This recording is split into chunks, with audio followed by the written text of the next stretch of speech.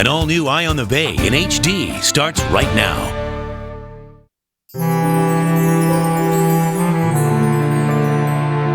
You've seen Yosemite in summer. Half Dome high atop, El Capitan ablaze. But you've also seen the traffic, the noise, the crowds.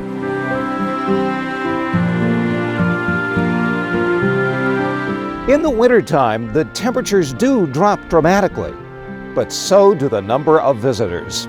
I'm Brian Hackney. Tonight on Eye on the Bay, Yosemite in winter. We'll show you why you should come here for some cheap thrills.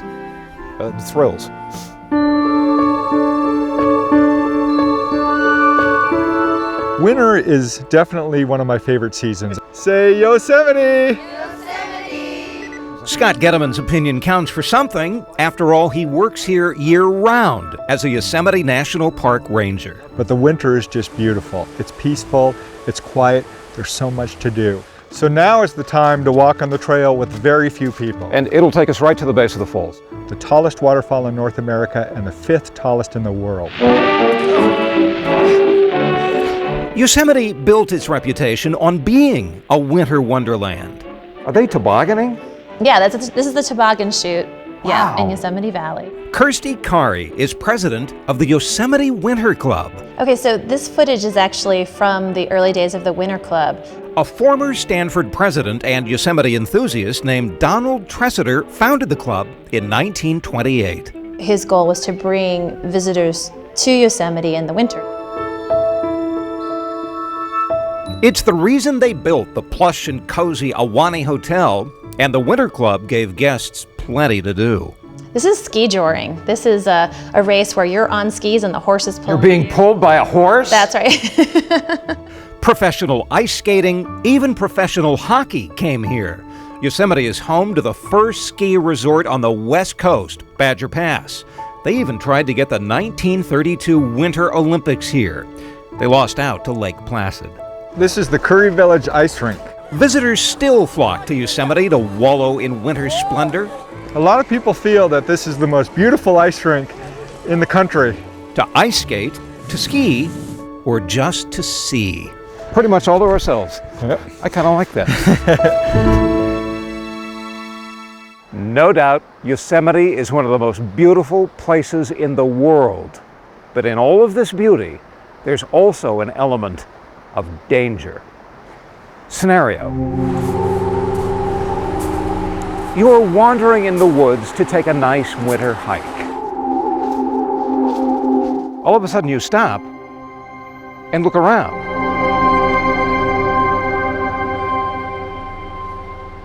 You don't quite know where you are. You don't quite know where you've been. Result, you panic. You realize you need help. You especially need two things. Park Ranger Adrian Freeman. Park Ranger Nate Knight. Thank God.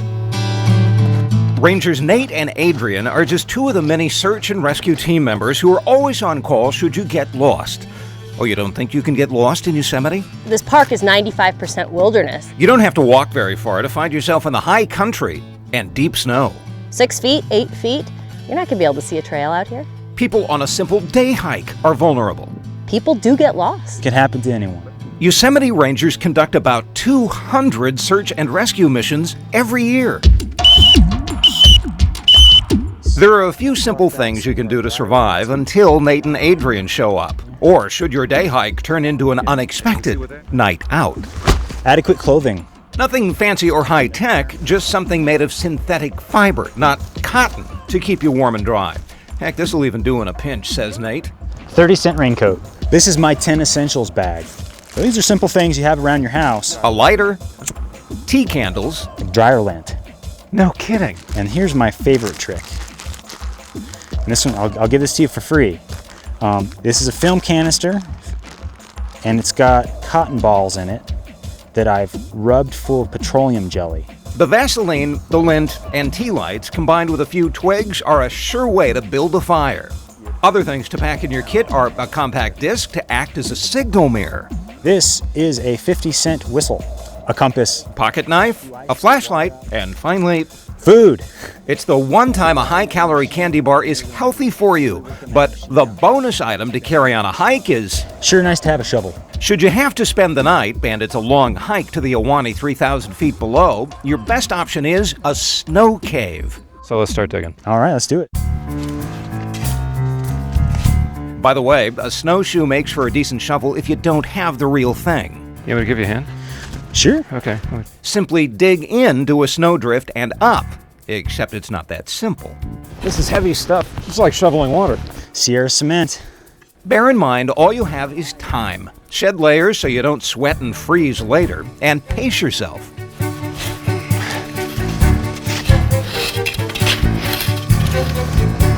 I've always wanted to build a house.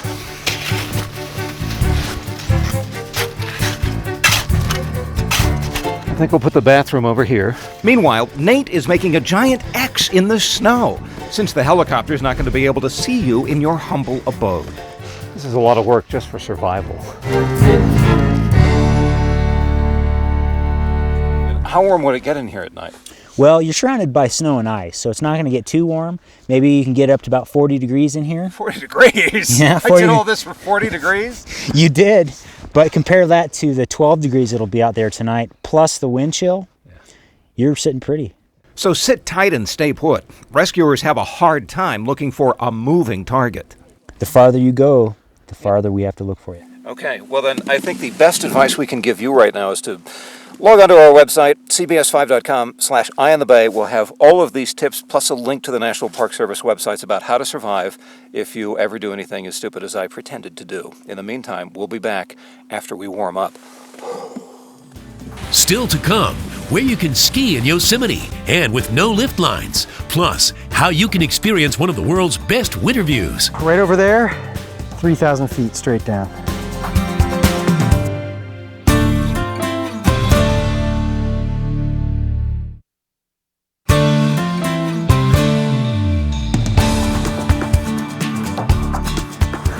Welcome back to Eye on the Bay. I'm Brian Hackney. And obviously Yosemite is a beautiful place to look at, but it's also an interactive place, a place to get out and do things. And after all, winter sports on the West Coast began at Yosemite, as correspondent Dave Stoelk discovered. It's a secret season, as we like to say. When fewer people come to Yosemite. One of the things about the secret season of winter in Yosemite is that here at Yosemite's Badger Pass ski area, we have no lift lines. That's one of the reasons that people come up here. Skiers crowd to other places in the Sierra and bypass this one, Badger Pass in Yosemite National Park. The way I look at it, this is the best little ski area in the whole of the United States. Manager Colin Baldock should know, after all, he's worked at some of the world's best ski resorts in Switzerland and elsewhere. Now I'll grant you, it's no squaw, it's no heavenly, but you know what? Badger Pass has something that the swankiest ski resort will never have. This ski area, which started in 1935, was the first downhill ski area in the entire Sierra Nevada and California. To ski Badger Pass is to ski through history. It's the birthplace of Sierra snow skiing. At one time, Hollywood celebs came to relax in this quaint lodge, and Badger Pass still offers exclusivity in the way of no crowds and cheap lift tickets. And what we're really famous for here is the family atmosphere and our ski school, which opened in 1935 as well. People have been coming here decade after decade, bringing their kids, who bring their kids. It's a family experience here at Badger Pass. If Kenny Carr sounds like a PR man, it's because, well, he is. Indeed. He's also one of the official photographers for the park. But I wasn't the first one. Nope. A guy by the name of Ansel Adams was hired to be Badger Pass's first public relations man. He took these pictures. And then from there, his career blossomed, as everybody knows, into one of the preeminent landscape photographers that the planet has ever seen. After all, the park's beauty is the best publicity. I mean, where else can you go skiing and then go back down to Yosemite Valley and enjoy the grandeur of Half Dome, El Capitan, dusted in snow?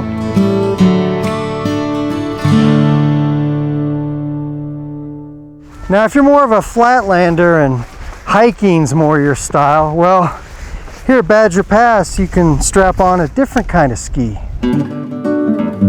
First thing you want to do is get balanced on one leg, good and solid. Walter Flint is in charge of cross-country skiing at Badger Pass. Here, cross-country is considered the best in the country, if not the entire world. Simply put, one of the most spectacular overlook vistas of any national park anywhere in the world. You probably want to plant more about here. And to get there, you need to do a little leg work. Your pole and your kicking foot are working in opposites. I think you'll do fine. And this is where it all begins, right here. The grooves start here, and they go for about 10.5 miles, ending at one of the most spectacular views on Earth. Ah, yes, but how do you get into the groove? Well, the National Park Service does that for you. The cross-country trail runs along Glacier Point Road, which is closed to vehicular traffic most of the year due to heavy snow. But they drag this $200,000 piece of equipment along the way to open it up to cross-country skiers by laying a simple set of grooves 10 miles long.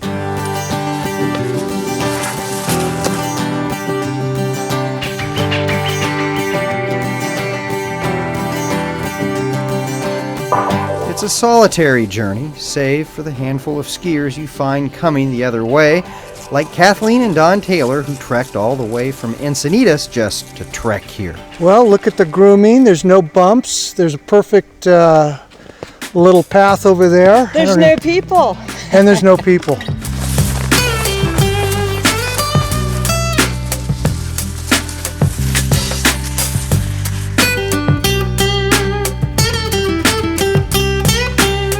So, after almost 10 miles, we're almost there, the ultimate payoff. But first, I gotta change out of my skis.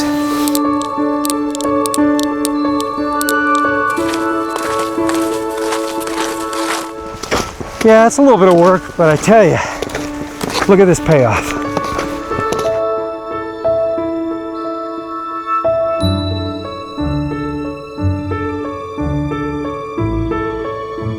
Glacier Point, overlooking the famed Yosemite Valley. In winter, it's a view few people get to enjoy, since the only way up here is by snowshoe or ski. Okay, warning. When you're hiking up here in the winter, during the heavy snows, it covers the protective railing. So right over there, you're not sure where the edge begins. 3,000 feet straight down. In the summer, this is the Glacier Point gift shop and snack bar. But in the winter, it's converted into a lodge. You can cross-country ski up here and spend the night for as little as $192. That includes ski rental, a professional guide, and a chef to cook your meals. Log on to cbs5.com/Eye on the Bay for details on how to book a journey to one of the world's best front porch views. Up next, how you can visit Yosemite and still be in the city of San Francisco. We'll visit Gavin Newsom's official hideaway and why some say the Bay Area has the best drinking water in the world.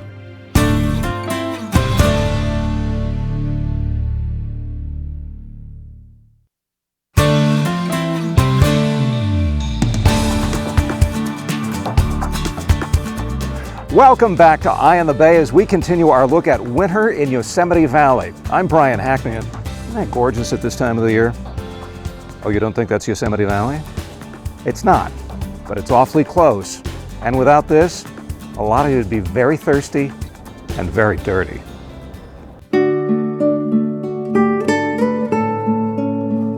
It's very definitely very similar to the vista of Yosemite Valley. Naturalist John Muir thought the Hetch Hetchy Valley was every bit as glorious as the more popular Yosemite Valley, just 15 miles to the south.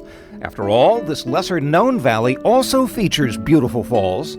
I have to tell you, it's striking because behind you there's this El Capitan-like feature. Right, absolutely. And there's these dome-like features that do remind you of the famous tunnel view. Except Hetch Hetchy has decidedly more water.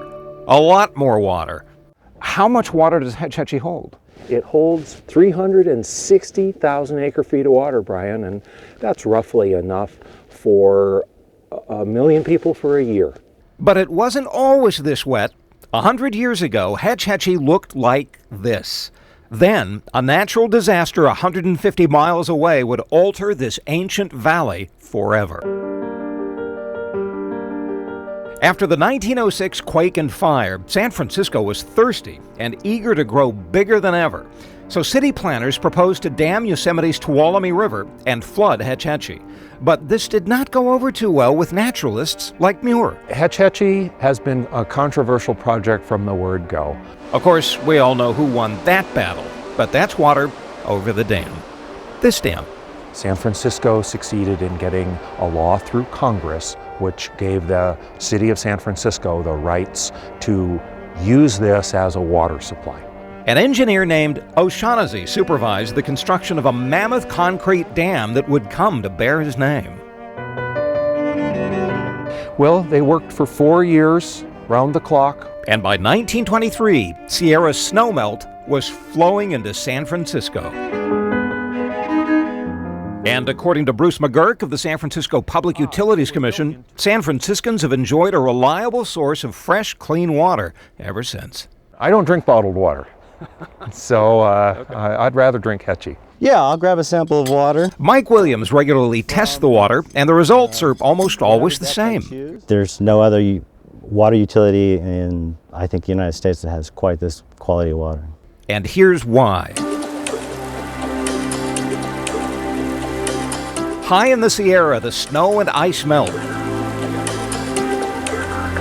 Water runs off hard granite and straight down into the reservoir. It's had very little contact with soil, so it's absolutely pristine when it comes into this reservoir. In fact, it's so clear that unlike other cities, San Francisco doesn't have to filter the water, which also means, by the way, that no human being is allowed to stick a single toe into Hetch Hetchy. 350 feet below the face of the dam, a powerful jet of water is put back into the Tuolumne riverbed to keep the fish alive. To keep the people alive, there's an enormous pipe under the ground where I'm standing that begins here at Hetch Hetchy, continues over the hills 50 miles away in the small company-owned town of Moccasin. Here, they harness the water to generate power before letting gravity take it all the way across the Central Valley. A series of pipes and tunnels carry the water all the way back across the 880, across the Dumbarton Marsh, until finally it empties 165 miles from Yosemite into the Crystal Springs Reservoir for storage. But some Hetch Hetchy water goes directly to millions of homes on the peninsula and in San Francisco, after being chemically treated, of course. It may come out your tap in San Francisco or Palo Alto and have not seen the light of day since it left here. Albeit controversial, the Bay Area gets crystal clear mountain water, maybe the cleanest in the world.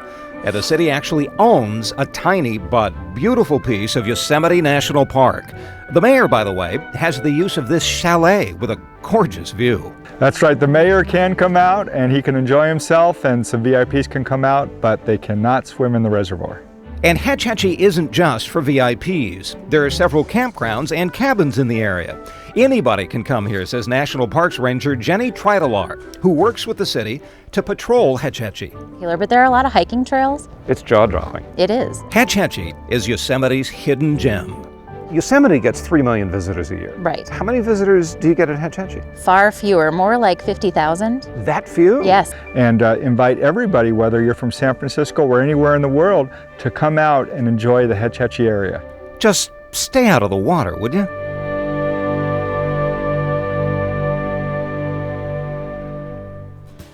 Don't go away. A final look at Yosemite's Winter Wonderland next on CBS 5's Eye on the Bay.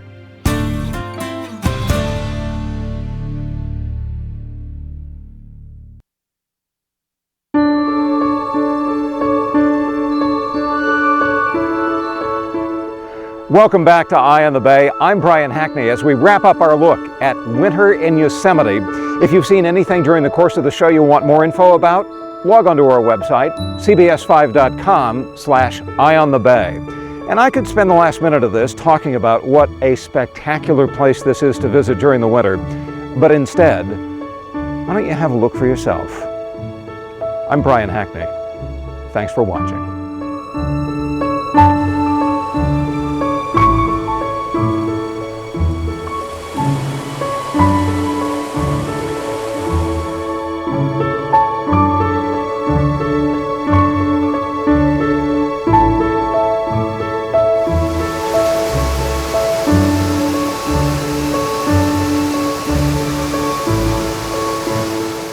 Promotional consideration provided by DNC Parks and Resorts at Yosemite and the National Park Service.